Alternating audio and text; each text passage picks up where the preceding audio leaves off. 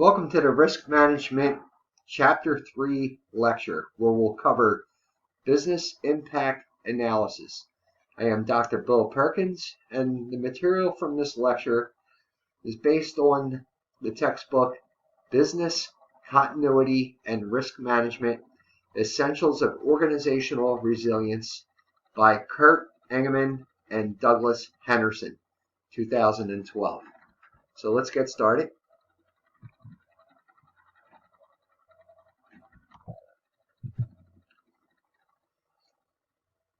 So the following are our chapter objectives.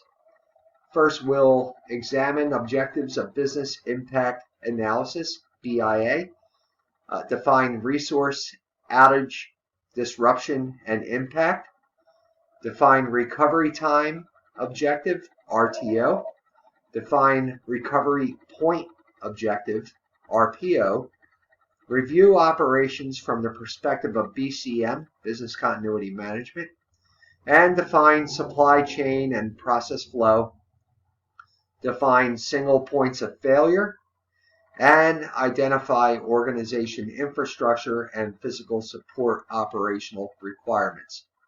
And we're going to review the relationship between BIA, remember that's Business Impact Analysis, and Business Continuity Management, BCM. And we're also going to determine the cost of BCM. Now, through Business Continuity Management, BCM, an organization builds resilience to threats. So in order to build resilience, it is necessary to first understand the organization's deliverables, which are its products, services, activities, and resources that are essential to ensure continuity of critical activities at an appropriate level. So questions to be answered include: what are the objectives of the organization? What are the deliverables of the organization? And what resources do these deliverables require? So senior managers determine the criticality of the organization's deliverables and set priorities for the resumption of operations. So Business Impact Analysis, BIA, determines the importance of the organization's activities by assessing the impact over time if they are interrupted, and establishes continuity and recovery objectives.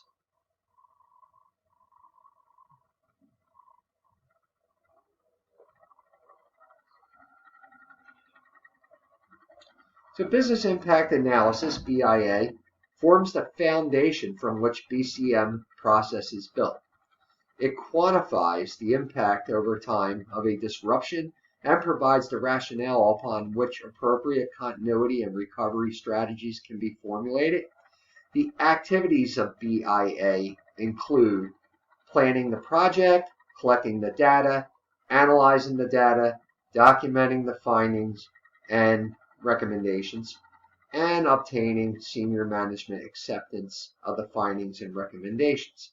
Now, the objectives of BIA are to first determine the priority of the objectives of the organization, determine the critical deliverables of the organization, identify the critical resources required by the deliverables, determine the impact over time of disruptions, determine resumption timeframes for critical operations following disruptions, provide information from which appropriate recovery strategies can be determined.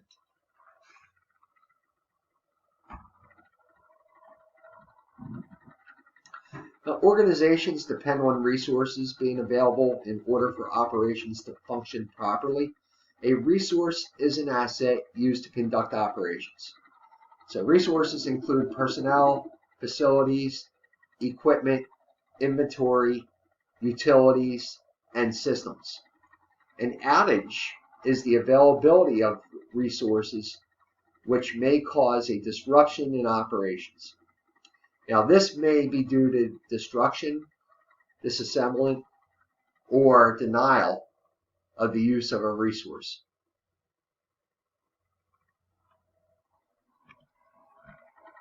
So again, this may be due, we'll go back to the outage. An outage is the unavailability of a resource which may cause a disruption in operations.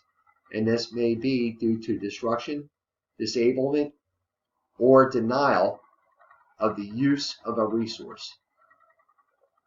And remember, a resource is an asset used to conduct operations. A disruption is an interruption of operations. Generic scenarios which may be in disruptions are used to assess the impact over time on the organization, and BIA is conducted without reference to specific causes of disruption.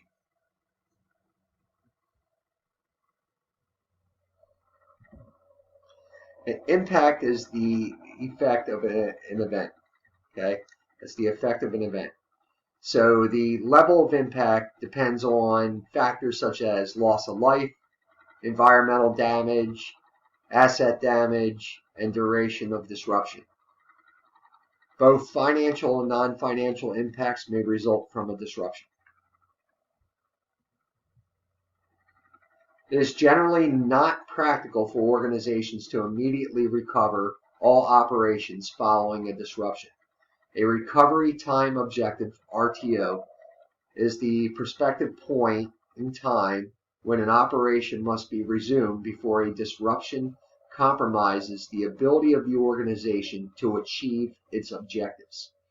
Now, establishing RTO for each critical operation is a key activity of business impact analysis, BIA.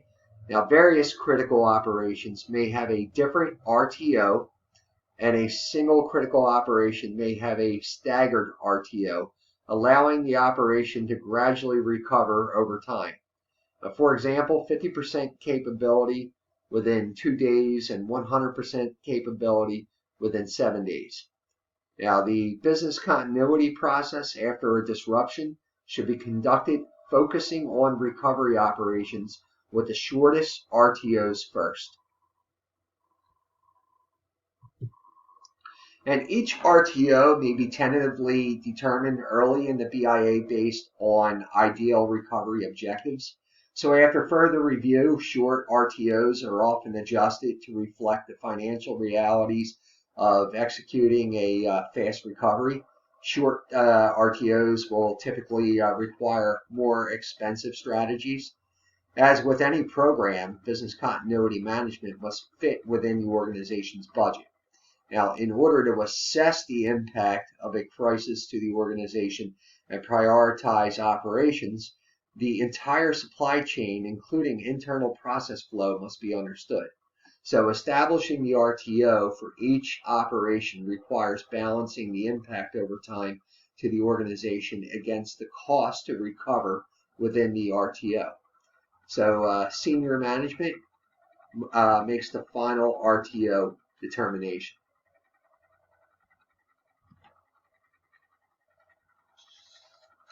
Now, unless information is secured on an ongoing basis utilizing redundant remote operations, there is a risk of information loss. Now, for example, if information is secured in the evening of every business day, then information created during the next day and before the next evening backup will be subject to loss. So a recovery point objective, an RPO, is a retrospective point in time to which information must be recovered to ensure objectives can be met. Now, each RPO is determined in a cost-benefit analysis balancing the value of information at risk and the cost of controls that can be utilized to minimize information loss. So the RPO establishes the pre-crisis period of acceptable information loss, and senior management makes the final RPO determinations.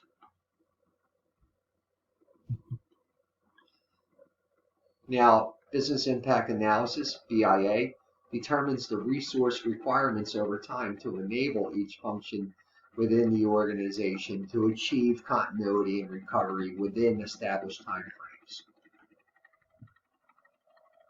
And it identifies requirements regarding resources, including air conditioning, communications, data, equipment, facilities, gas, information technology, inventory, materials, personnel, power supply, sewer, supplies, systems, vital records, and water. And for business continuity management purposes, there are two levels of information that need to be collected and analyzed to develop an understanding of the operations of an organization.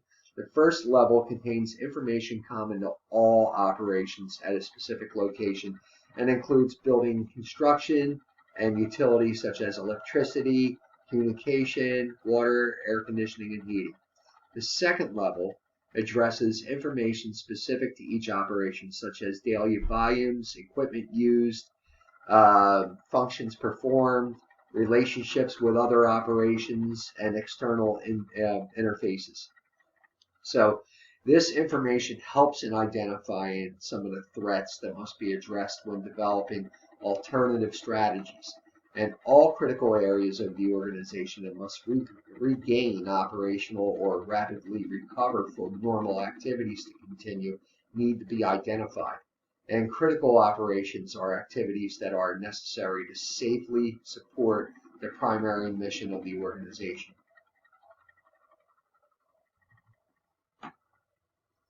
Critical operations, they are determined based on two variables: the importance of the operation and the time sensitivity of the operation. So generally, critical operations include life safety and environmental controls, customer service, supported related operations, revenue generating operations, or operations that directly support revenue generating operations. So within the domain of revenue generating operations, some operations are more critical than others, and the most profitable operations should receive special attention. And supply chains and process flows illustrate interdependencies in operations. The emergence of a deliverable to the final customer is dependent on all operational components functioning properly. Supply chain management integrates supply and demand management within and across companies. So within just-in-time, JIT, taking you back to your Management 3120 course, your Operations Management course, materials arrive only when they are needed. So JIT inventory is the minimum inventory necessary to keep a perfect system running. And this can present challenges for the business continuity planner who must cope with the interdependency of supply chain and process flow. So manufacturing operations are also dependent on major support provided by other departments such as human resources, information technologies, and facilities. Now, many support functions can be briefly suspended without impacting manufacturing operations. However, information technology is one support function that is time critical for many manufacturers where manual override is not always a feasible option. So service industries are also a type of supply chain that with many interdependencies. Data is collected, verified, analyzed with some value added, and sold to a client. So the entire process is sometimes completely void of paper or other physical objects. And a supply chain is a sequence of operations conducted by a system of organizations involved in the creation and distribution of a deliverable. So supply chain management includes the activities that procure materials and services, transforms them into intermediate goods and finished products, and delivers them to customers. So with an increased reliance on supply chains comes more risk. So increasing globalization, specialization, and reliance on fewer suppliers exacerbates the situation. So the current approach of low inventory supply chains operating across political boundaries adds a new dimension to the risk. So a process flow, or an internal supply chain, consists of the sequence of operations by which organizations creates a deliverable, or an organization can create a deliverable.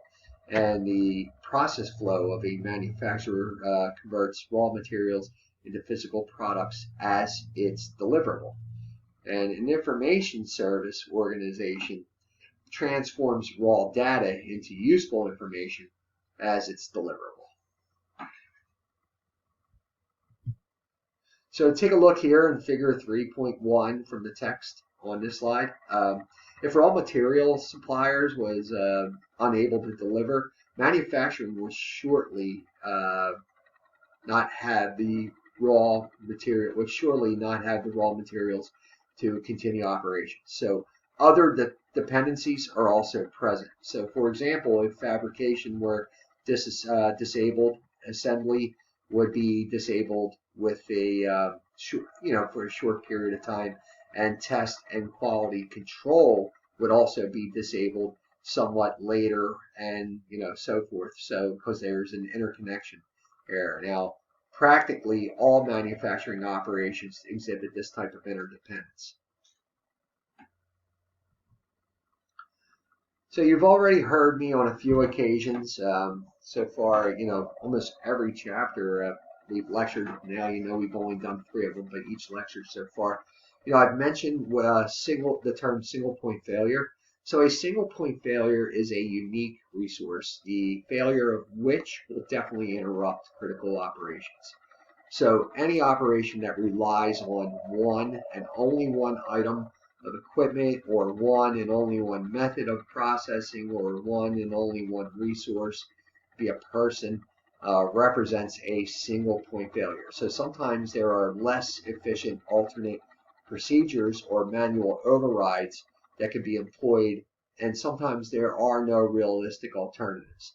So business impact analysis, BIA, must identify each single point failure and identify alternatives and define the potential impact to the organization associated with each single point of failure. So now we're going to discuss support infrastructure and physical environment requirements. So we're going to cover buildings and building systems, building contents and manufacturing equipment, community infrastructure, and external dependencies.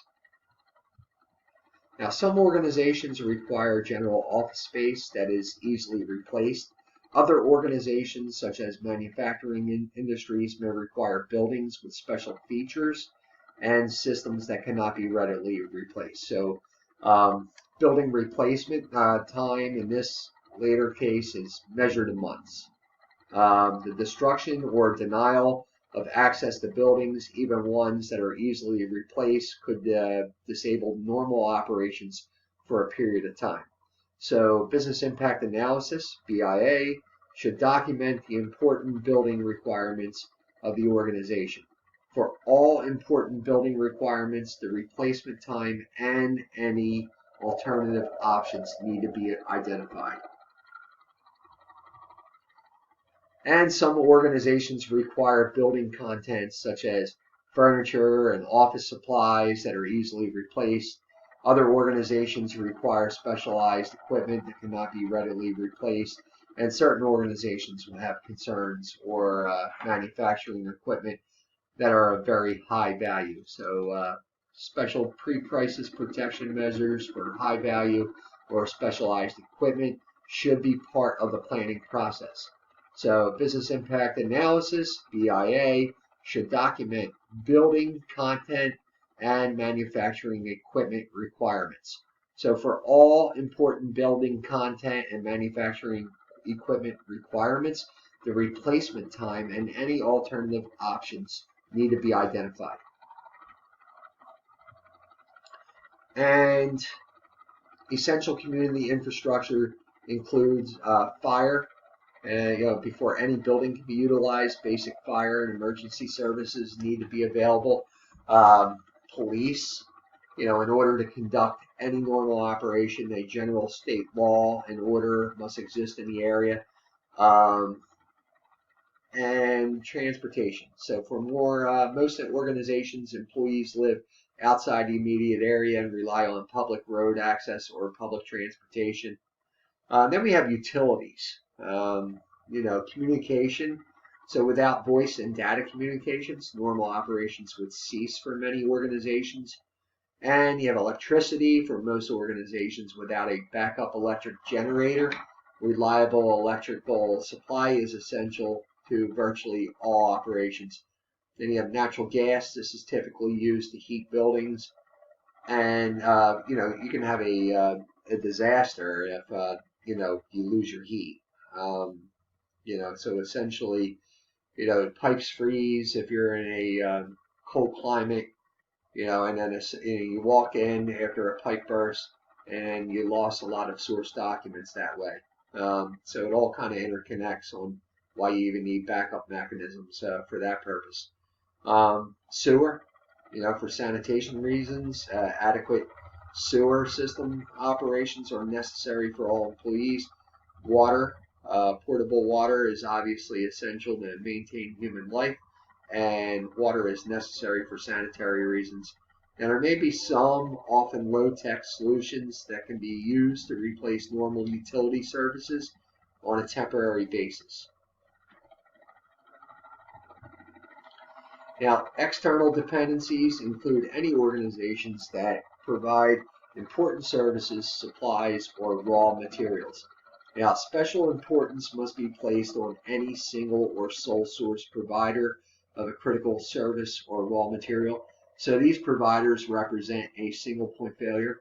So business impact analysis, BIA, must identify each single point of failure and identify some of the alternatives or define the impact of a crisis event to the organization if this particular source fails. And business impact analysis provides direction for business continuity management by providing overall rationale for the program. Information assembled during BIA development.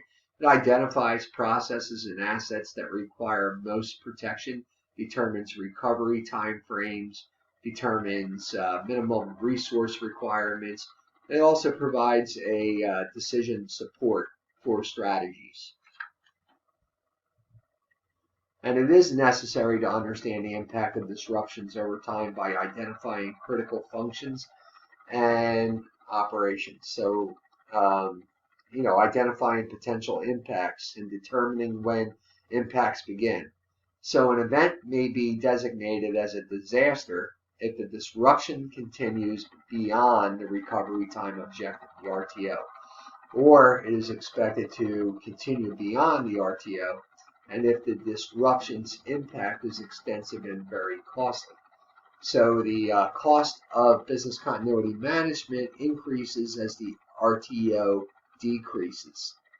For example, a short RTO may require a standby duplicate backup equipment, standby building, or dedicated space, and these controls can be very expensive. If a short RTO is not required, then less expensive strategies can definitely be explored. And the loss of the ability of the organization to provide services has a direct and indirect financial impact. So in particular, indirect losses are sometimes difficult to measure exactly. So insurance can cover, at least to a large extent, financial losses associated with downtime and then the destruction of organization assets. Insurance does not over most indirect losses, or even, it doesn't cover most of the indirect losses or the loss of revenue. Okay, not every insurance policy is that solid where it's going to provide protection on by replacing revenue. Direct financial losses can include destruction of organizational assets and the loss of revenue. Now, indirect financial losses can result from a decrease in customer and client satisfaction, decrease in investor confidence, damage to reputation and the brand, adverse media coverage, and reduction of competitive capabilities, legal exposures, misfiling and reporting deadlines, an increase in risk rating by financial institutions, and a loss of business opportunities. So, many of these losses become more pronounced if the crisis results in an extended period of inactivity or a decrease in normal organization service/production levels. So losses resulting from a crisis increase the longer the organization remains operating at less than normal levels.